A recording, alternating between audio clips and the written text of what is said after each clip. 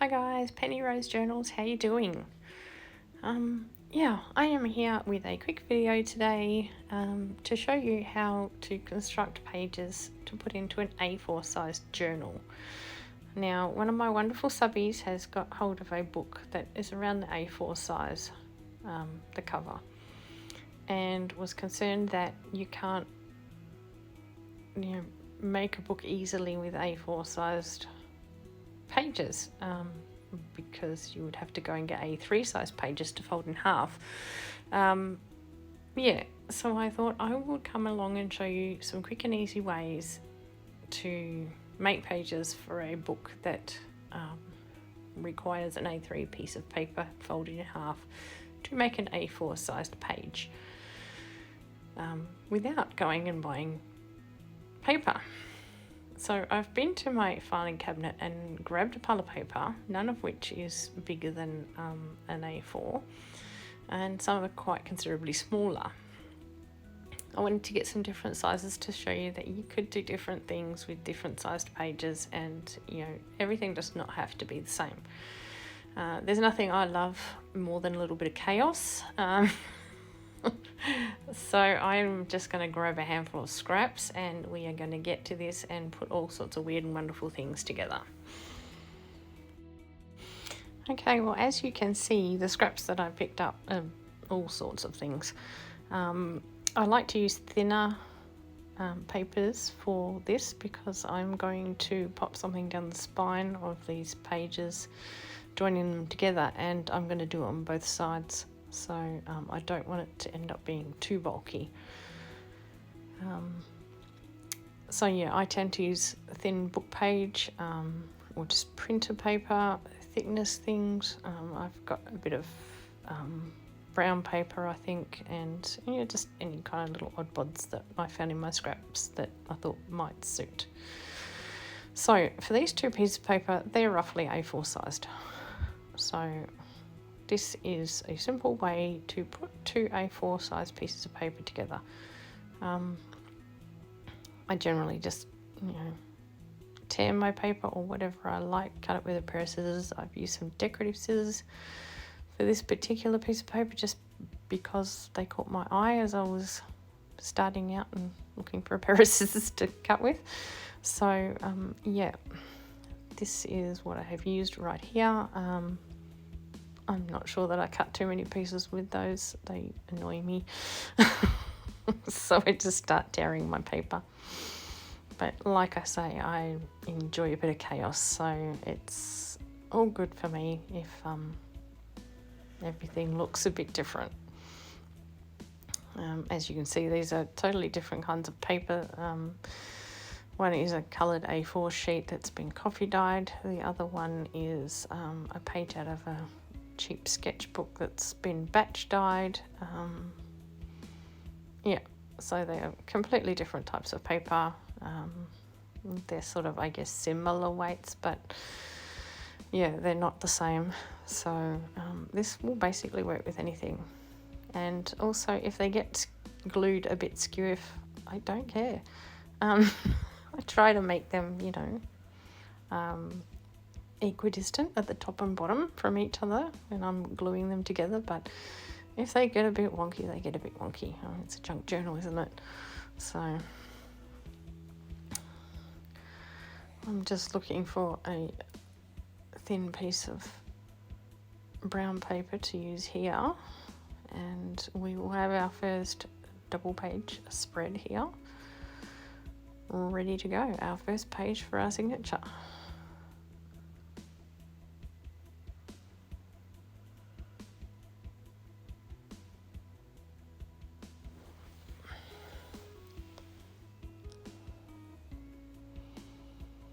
I'm just going to fold it in half. They tend to crease pretty easily. They're fairly keen to crease along the spine there, so I don't have any troubles there. And there we have it. There's our first page for our signature. And it's an A4 size page. We'll do another one of those, basically two A4 pages together. Again, coffee dyed A4 piece of coloured paper and just a sheet out of a spiral bound notebook that was batch dyed. You can see the marks from, I think, playing cards that was resting against it. So I will just glue these two together with a bit of reinforcement down the spine, and we will have another page for our signature.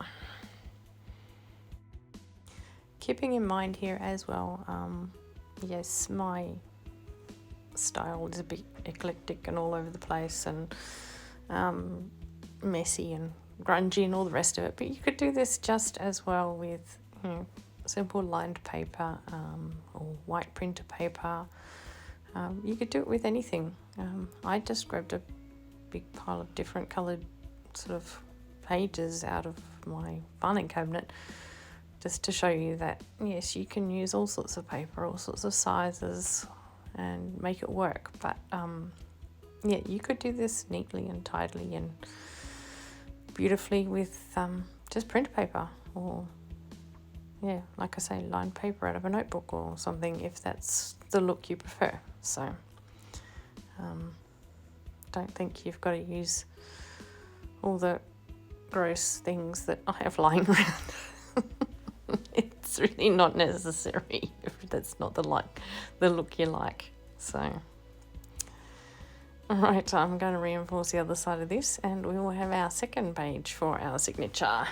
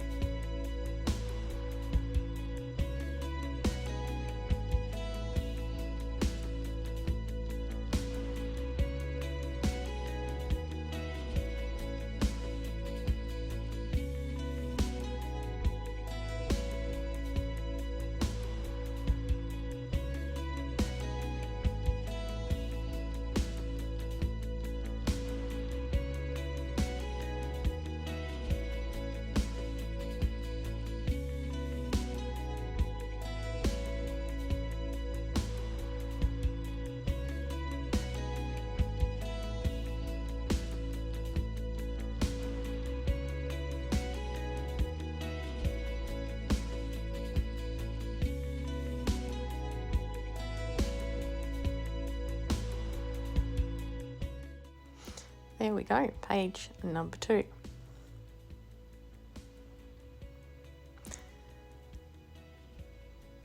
And we'll pop that at the top of page number 1.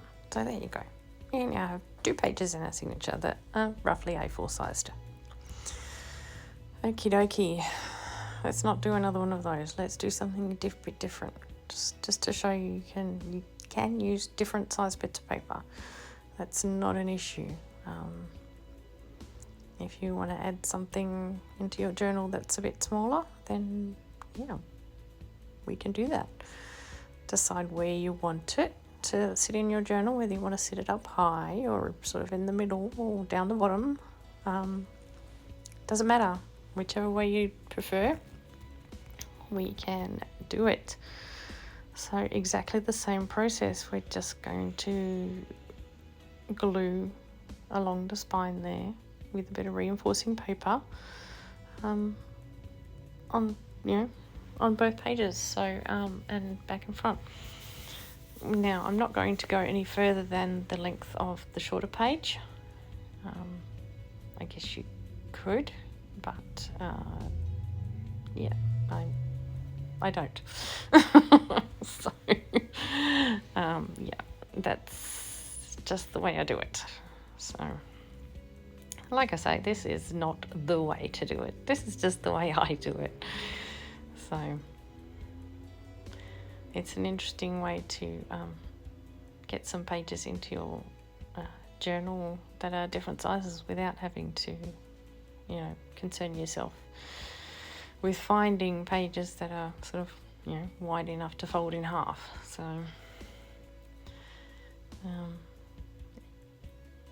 just cover the other side, and that will be the very quick completion of our third page for our journal.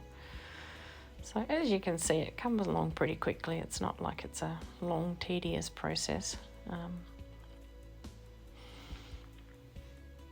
And you can use anything to reinforce the spine with. I think at one stage I pick up a sticker. I picked up these stickers somewhere along the line in a grab bag from a thrift store, I think. And I've had them sitting on my desk ever since and haven't done anything with them. Because I'm really not sure what to do with them. So I used one of them to reinforce a piece of paper along here somewhere. So there we go, there's another page done. So yeah, I thought, oh well, I'll just stick that down. So yeah, you could use washi to do this as well. It's not necessary to use paper. I just have a lot of scraps, so I just use scraps for just about everything. But if you're going to use washi, I would suggest gluing it.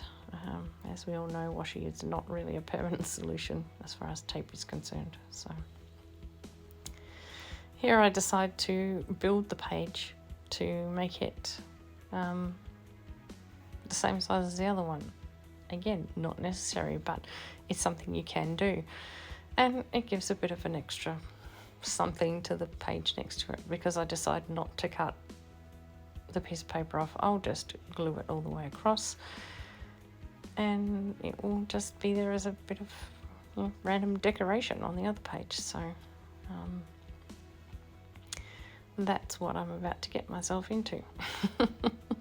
So first I will glue them together, and then I will use that yellow strip to extend the page from the encyclopedia that's been batch dyed and I'm using there, and also to attach it to the green page or blue page or whatever that is that I'm using. I can't tell the difference.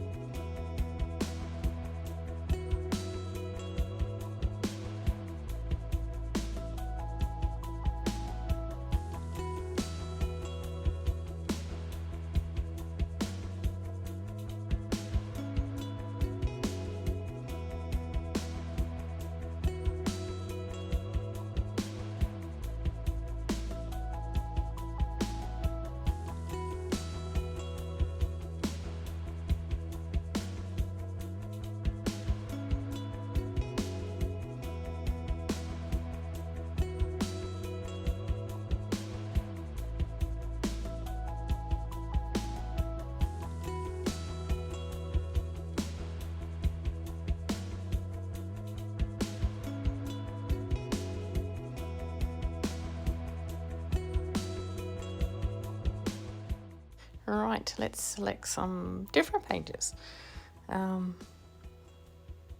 I just want to check this one, make sure it's roughly A4 sized, and it turns out that yes, it is roughly A4 sized, put that way, so we'll use that, and this little diary page.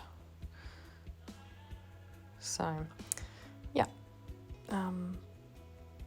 that page with all the patterns and colours and whatnot on it on the left there is actually a book page that has had some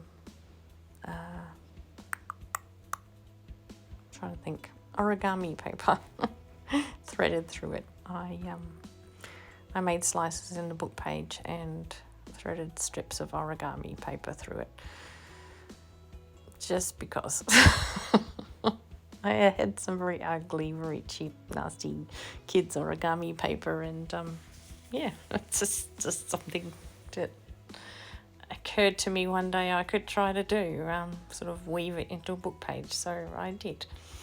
So that's what we have here, and I've just turned it on its side, so it's a full book page out of a book, the 2 pages, and yeah. There we have it, something a bit different. And I'm just joining onto a batch dyed page out of an old journal. And that is the back of that page. As you can see, that origami paper was one-sided, so yeah, it's simply white on the other side. So you could gesso over that, so you could write on it, you could stick some coffee dyed paper on the back of it, you could do all sorts of things.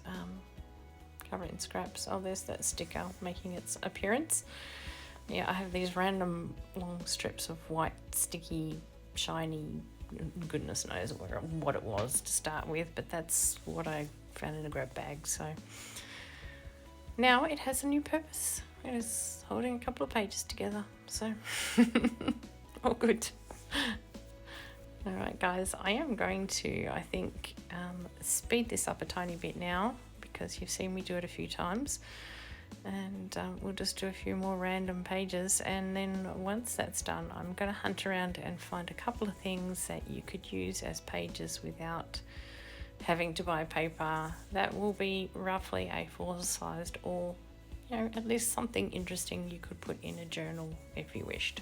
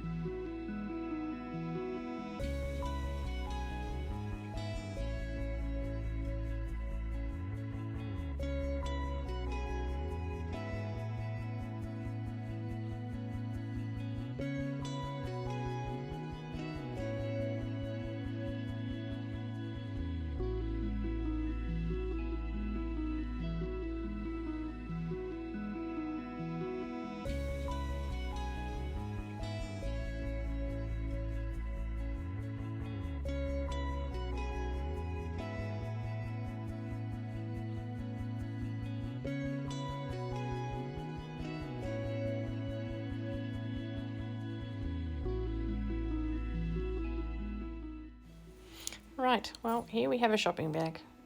We all know about my love affair with paper shopping bags.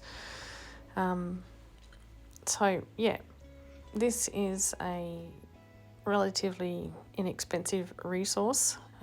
Obviously, you pay for your shopping bags these days, but yeah, you get them anyway, so it makes a good and inexpensive resource for journal pages, particularly if you want larger than average ones. Of course, you may want to do something about the logo, but I tend to do that anyway, so I'm not too worried about making these pages beautiful for this particular video. It's just about showing you what you can use to make pages that are, suitable for an A4 sized journal. So I will make it the right size. Here's one of my pages, so it's basically following the lines of the bag. Yeah, it's pretty easy to sort of trim down to the size you need it. So tear along there, tear the bottom section that we opened up off, and there you have it.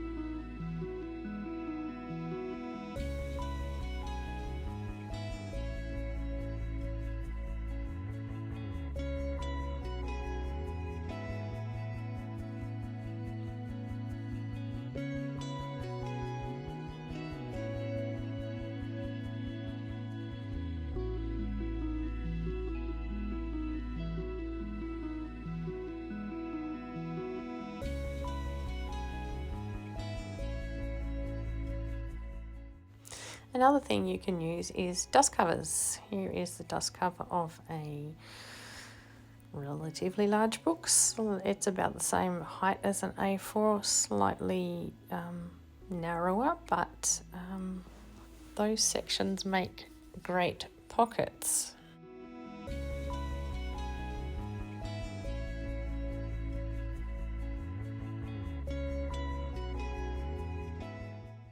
Another thing you can use if you have it is newspaper.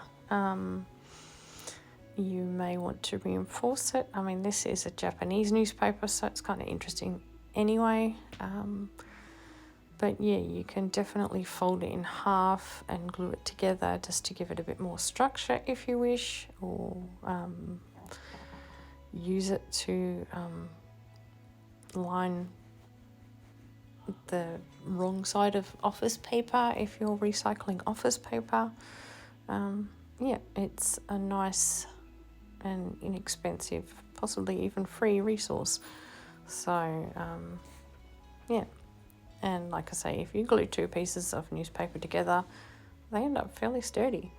So yeah, you could make an entire journal out of newspaper and just decorate the pages. So anyway, that's all I could think up in the sort of 10 minutes that I gave this before I started recording. So I hope it was useful. I hope you found something there that you would like to try, and yeah, go make an A4 book. Thanks for coming. Bye.